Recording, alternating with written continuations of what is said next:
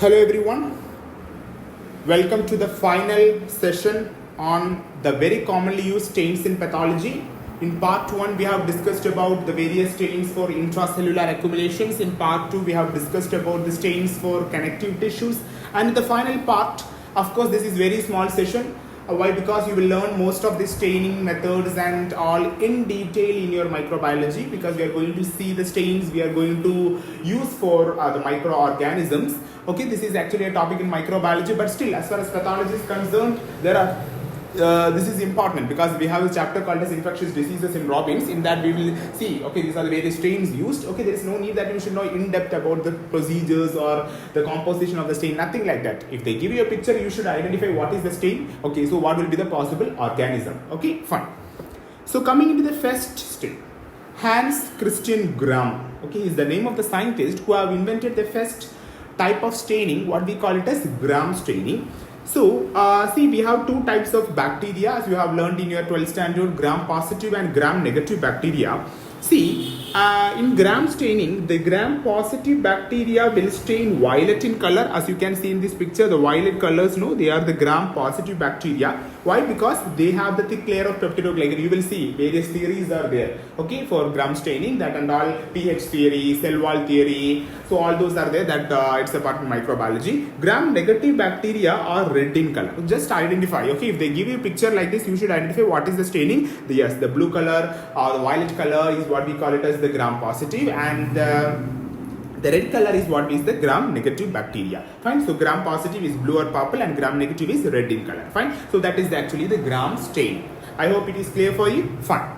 Let us move to the next staining, that is called as acid fast staining. We have some bacteria who have what they show some acid resistance. That means if we apply hydrochloric or sulfuric acid, what will happen? The bacteria can withstand those acid because they have a component in their cell wall. We call it as mycolic acid. Mycolic acid is a compound in their cell wall, okay, which gives them protection against this acid. Hence they are called as acid fast, okay, stain. And we have bacteria like Mycobacterium tuberculosis, Mycobacterium leprae, okay, the Nocardia, okay, these are the names of bacteria. Okay, in detail you will see about the procedures of acid fast staining, everything. Just remember the acid resistant bacteria or the acid fast bacteria, no. So the bacteria will appear red in color. As you can see in this picture, the bacteria is going to appear what in color? Red in color. Fine. You can see a rod, single rod like structure. Actually this is a case of MTB, Mycobacterium tuberculosis. On acid fast staining it will looks like this, and the background or all the tissues, no, it will appear like blue or violet in color. Fine. Yes, I hope this is clear. So acid fast staining, fine. Okay, so once that is done, we have something called as Gomory methenamine silver staining. So silver, whenever you heard the word silver, of course, okay, the structures will appear what in color? The structures will appear black in color. You can see the tissues are blue in color, the fungus is black in color. And it is mainly used for utilization of for visualizing fungus mainly, and we have a fungus called as Pneumocystis jirovecii. Okay, it is actually a fungus which causes infections in immunocompromised patients like HIV and all. So remember Gomory methenamine silver staining. Okay, Gomory methenamine silver staining. Actually, this is actually the stain for fungus. Okay, you can see the fungus which are black in color. I hope it is clear for you. Yes. Then we have another stain that is called as Phyte Ferraco staining. Yeah, Phyte Ferraco staining. Phyte Ferraco staining. Actually, this has been a question in AIMS once. Fine. What is the specific stain for Mycobacterium leprae? For Mycobacterium species, tuberculosis, leprae, nocardia, all those, of course, we can use acid fast staining. But the most specific stain of Mycobacterium leprae is what we call it as the Phyte Ferraco staining. And the Phyte Ferraco staining, as you can see in this picture, the bacteria will appear what in color? The bacteria will again appear red in color, like our in case of acid fast staining. So that's about Phyte Ferraco staining. Yes, we have then another staining that is called as modified Stinner silver staining. Okay, again it is a type of silver staining only, but it is mainly used for identifying spiral shaped bacteria like Helicobacter pylori, spirochetes, Legionella pneumophilia. Okay, all these name of the bacteria you will study in microbiology. Fine. Yes, see, they are going to stain black in color. See, when I am showing this picture, you can see, you know, some comma shaped structures you can see here, like in bundles. These are actually the spirochetes. They are the spiral shaped bacteria.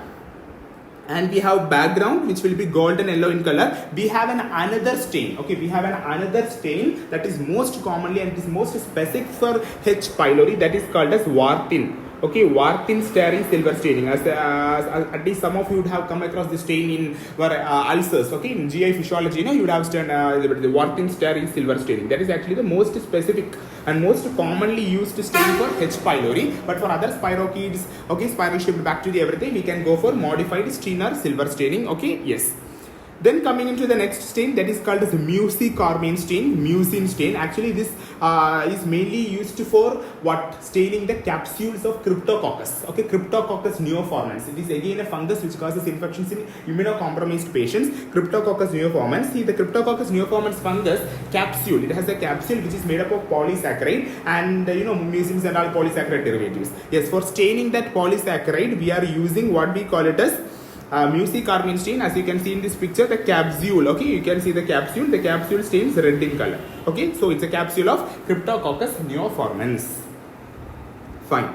So once that is done, we will come to the end of the session. That is the last stain. This is called as calcafluor white stain. Actually, this calcafluor white stain is used to stain the fungus, okay, which has the chitin or cellulose in its cell wall. Fungus means mainly they have chitin and cellulose in their cell wall. So, and it is mainly, remember what is the difference is, this is observed under fluorescent microscopy.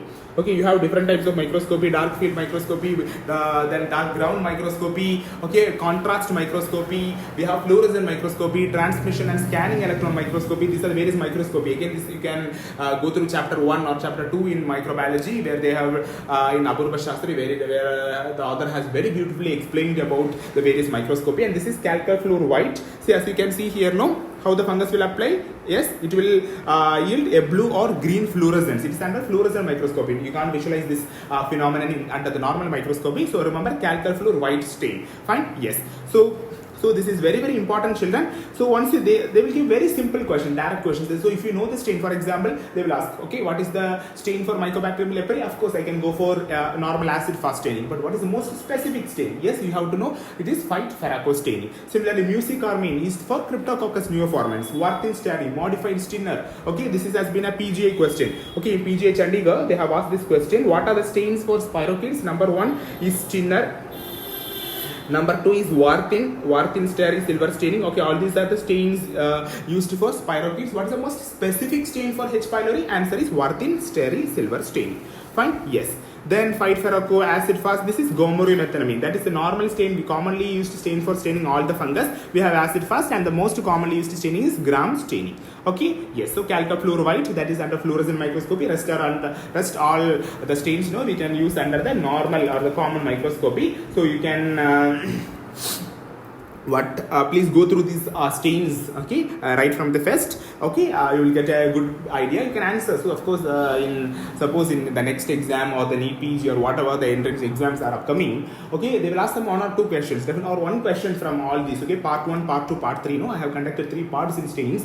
From all this 3 parts, you will get 1 question. Okay, don't think that from 3 parts we are getting only 1 question. No, that 1 question will carry 4 marks. If you go wrong, it's 5 marks. You will lose 5 marks. If you lose 5 marks, you have to lose sometimes. You have to lose even a year. You have to sit and repeat for another year. See, in PG, unlike the UG entrance exams, even a single question matters. And remember, we have around 19 subjects to learn. Fine. So all these are very, very high yield concepts. Okay, and these are not normally mentioned in our books what we are reading. Okay, so these are mentioned in the PG preparation books. Okay, and all this is the very basic things. Okay, remember, see, in fungus, in microbiology, all we are using is gomorrhomethanamine and calcafluor white. For all Mycobacterium leprosy, tuberculosis, we are using acid fast and white ferraco. So these are the common things you should know. Fine. I hope things are clear for you. Yes. Fine. Thank you.